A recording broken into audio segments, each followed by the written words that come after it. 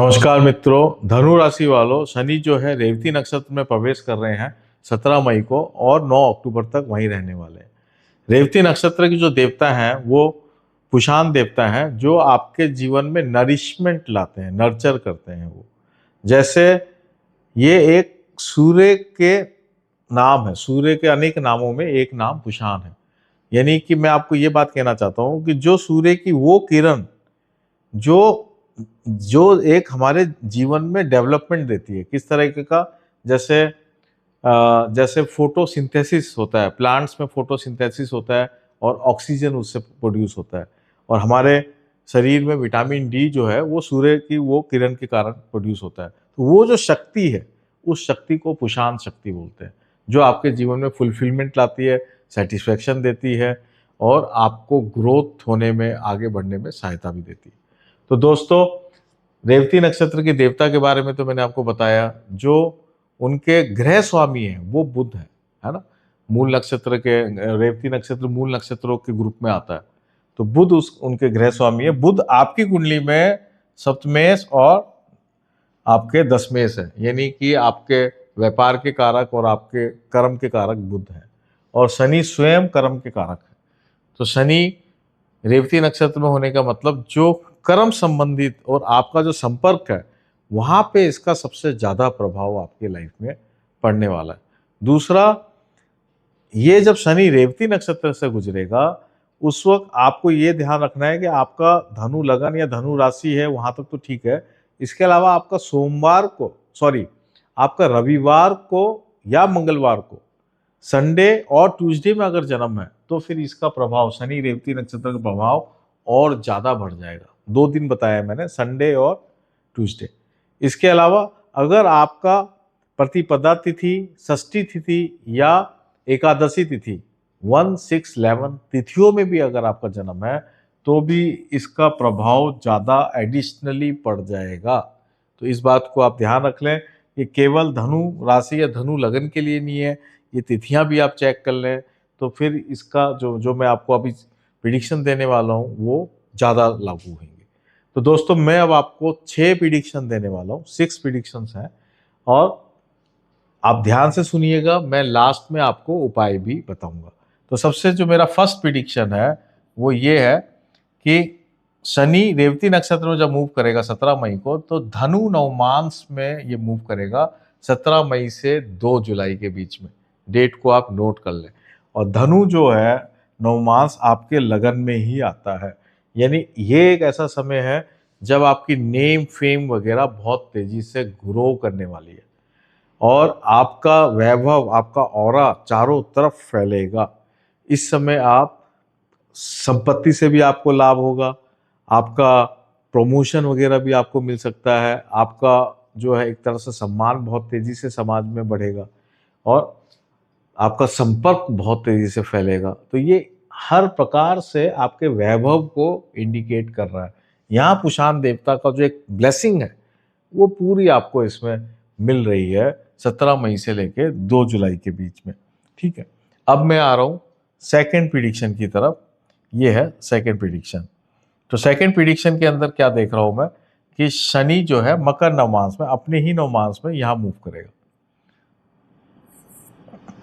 तो यहाँ पे संपत्ति से रिलेटेड बातें और भी स्ट्रांग हो जाएगी। आप कोई प्रॉपर्टी खरीदना चाहते हैं तो बहुत आराम से खरीद पाएंगे, बेचना चाहते हैं तो आराम से बेच पाएंगे। आप संपत्ति संबंधित कोई भी काम कर सकते हैं। आप घर में रेनोवेशन का काम करा सकते हैं। रेनोवेशन का काम कराने का सबसे ज़्यादा स्ट्रॉन्गेस्ट योग है ये इस समय, मकर का, जो 2 जुलाई से 20 अगस्त के अंदर। और किसी भी प्रकार के, जैसे आप ऑफिस बदल रहे हैं, फैक्ट्री बदल रहे हैं, बिजनेस में हैं, एक्सपेंशन कर रहे हैं, जहाँ प्रॉपर्टी की बात आ जाती है वहाँ पे ये टाइम बहुत ही इंपॉर्टेंट हो जाता है। फैमिली फंक्शन होना, फैमिली गैदरिंग होना, ये टाइम बहुत ही इंपॉर्टेंट हो जाता है। इस समय माता को लेके कष्ट हो सकता है, मदर की हेल्थ प्रॉब्लम्स आ सकती है, उस बात को भी आप ध्यान रखें।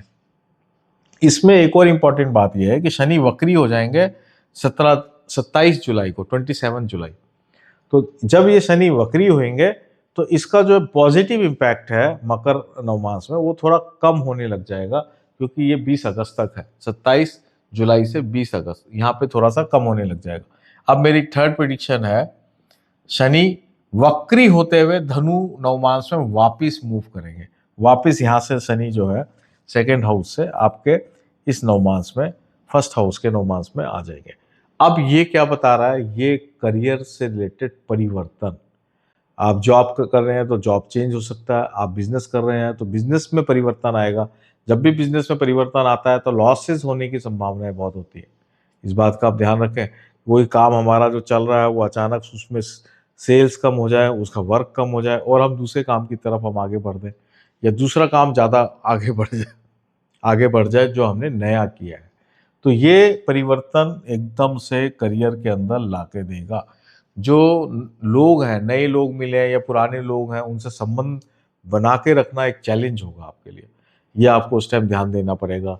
आपके पारिवारिक जो सुख है वहाँ पे कमी आ सकती है। घर के अंदर एक प्रकार का क्लेश का माहौल, सैडनेस का माहौल, निराशा का माहौल, डिप्रेशन का माहौल रह सकता है इस समय, जब ये वापिस आएगा शनि वक्री होकर 20 अगस्त से लेकर 9 अक्टूबर के बीच में। तो ये बात भी आप उस टाइम थोड़ा ध्यान रखें। इस समय पॉजिटिव रहना, उपाय करते रहना आपके लिए श्रेष्ठ रहेगा। और खासकर मैं आपको उपाय लास्ट में बताता हूँ, लेकिन ये समय आपको उपाय करते रहना चाहिए, ये आपके लिए बहुत अच्छा होगा। इवन ये धार्मिक यात्राओं का भी समय इंडिकेट करता है, जब शनि 20 अगस्त से 9 अक्टूबर के बीच में आप तीर्थ स्थानों की यात्रा करें, ऐसा योग ये बनाता है। अब मैं आ रहा हूँ मेरी फोर्थ प्रिडिक्शन की तरफ। फोर्थ प्रिडिक्शन जो है, शनि रेवती नक्षत्र में जब रहता है तो मृगशिरा नक्षत्र को वेद करता है, नक्षत्र वेद है ये। इस समय सूर्य 8 जून से और 22 जून के बीच में सूर्य मृगशिरा नक्षत्र में मूव करेगा। ये जो टाइम है 8 जून से और 22 जून, इस समय भाग्य का आपको बहुत साथ भी रहेगा, लेकिन फिर भी आपको ऐसा महसूस होगा कि काम बहुत स्लो चल रहा है। जिस स्पीड से आप काम चाहते हैं उस स्पीड से काम हो नहीं रहा है, और आपके जो बड़े बुजुर्ग या बॉस, इनका सहयोग भी धीरे मिल रहा है या आनाकानी मिल रहा है कि अभी बताते हैं, कल बताता हूँ, परसों बताता हूँ। इस तरीके से आप महसूस करेंगे 8 जून से और 22 जून के बीच में। लेकिन घबराने की कोई बात नहीं है, ये ओवरऑल आपको सहयोग मिल जाएगा। नहीं तो ये थोड़ा सा टाइम आपका डिले हो जाएगा, बस इतना सा ही इसमें फर्क पड़ने वाला है। अब मैं आ रहा हूँ फिफ्थ प्रिडिक्शन की तरफ। फिफ्थ प्रिडिक्शन में मंगल मृगशिरा नक्षत्र में मूव करेंगे 24 जुलाई से और 12 अगस्त। ये जो टाइम है, ये संतान को लेकर आपको सबसे ज़्यादा ध्यान देना पड़ेगा। संतान चेंज होना चाहती हो, एक जगह से दूसरी जगह, कॉलेज स्कूल वगैरह चेंज करना हो, ये सारी बातें यहाँ पे संतान को लेके होंगी। संतान के ऊपर कुछ ना कुछ विशेष खर्चा आप करेंगे। अगर आपकी संतान शादी लायक है तो शादी का खर्चा हो जाएगा। मांगलिक, घर में संतान से रिलेटेड कोई भी मांगलिक कार्य हो सकते हैं, और संतान विदेश जाना चाहती है तो उसकी संभावना बन जाएगी। तो ये कहीं ना कहीं हम संतान को लेके इन्वेस्टमेंट्स करेंगे, ये बात इसमें आती है 24 जुलाई से 12 अगस्त। अब मैं आ रहा हूँ सिक्स्थ प्रिडिक्शन, ये मेरी लास्ट प्रिडिक्शन है। देखिए, शनि जब रेवती नक्षत्र में मूव कर रहे हैं तो पुष्य नक्षत्र पे लता पड़ेगी, और लता का मतलब होता है किक, जहाँ का रिजल्ट शून्य हो जाता है या नेगेटिव हो जाता है। तो शुक्र जो है पुष्य नक्षत्र में 11 जून से और 23 जून के बीच में होंगे, ये डेट आप नोट कर लें। इस समय आपको पत्नी के स्वास्थ्य को लेकर दिक्कतें हो सकती है। लोन तो आपको मिल जाएगा, लेकिन कोई प्रॉफिट अगर रुका हुआ है तो वो प्रॉफिट वो डिले होगा। देखो, आएगा नहीं ये तो नहीं कह रहा हूँ, क्योंकि ये समय आपका बड़ा अच्छा जाएगा, मेरा जो फर्स्ट प्रिडिक्शन है। लेकिन इस समय 11 जून से 23 जून में लोन मिलना आसान होगा, प्रॉफिट या पैसा किसी ने ले रखा है वो वापस आना डिले होगा, आएगा नहीं, डिले होगा। बस इस बात को ध्यान रखें। तो यहाँ पे आपको थोड़ा सा ध्यान रखना है। मेन ध्यान तो ये रखना है कि आपको अपना सर्कल अच्छा बन रखना है, लोगों से झगड़ा वगड़ा नहीं करना, सोशल सर्कल में लोगों से मिलते रहना है, और अपने जो रिश्तेदारी है उसमें भी अपना प्रेम भाव बना के रखना है। ये इस समय आप विशेष ध्यान दें, वहाँ आप पंगा नहीं ले लें, कहीं आप बेकार में रिलेशंस खराब कर बैठे, ये गलती आप मत करना। 11 जून से और 23 जून छोटा सा पीरियड है। तो दोस्तों, ये था मेरे 6 प्रिडिक्शन। अब मैं उपाय की बात करता हूँ। उपाय में सबसे बेस्ट उपाय जो है भगवान शिव का अभिषेक रेगुलर पूरे के पूरे जब तक शनि रेवती नक्षत्र में रहेंगे 17 मई से लेकर 9 अक्टूबर तक आप वो करें, और सूर्य का पाठ, आदित्य हृदय सूतम का पाठ करें। सूर्य आपकी बहुत मदद करने वाला है, खासकर 8 जून से 22 जून के अंदर। अगर आप ये उपाय करते चले जाएंगे तो ये 8 जून से 22 जून में ऐसे काम बनेंगे खट। ये मैंने आपको प्रिडिक्शन दी है, डिले होंगे, लेकिन आप पाठ करेंगे तो फटाफट काम बनेंगे।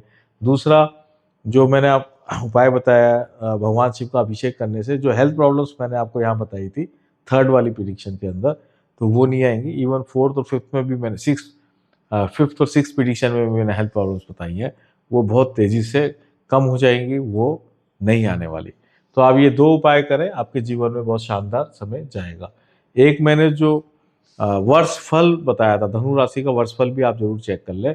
उसको भी आप ध्यान में रखें और इसको भी ध्यान में रखें, तो आप और भी सटीक अपने अपने बारे में आप जानकारी प्राप्त कर पाएँगे। तो दोस्तों, ये था धनु राशि वालों का ये शनि का रेवती का गोचर फल। उम्मीद है कि आप इससे अपने जीवन को सुधार कर पाएँगे, बेटर डिसीज़न ले पाएँगे। कोई भी वीडियो में अगर आपको कोई भी कन्फ्यूज़न है तो आप नीचे लिख के बताइएगा, मैं उसका समाधान ज़रूर दूँगा, उसका उत्तर ज़रूर दूँगा। आपका ये समय बहुत शानदार जाए, ऐसे मैं प्रार्थना करता हूँ। आप सबका बहुत-बहुत धन्यवाद। नमस्कार।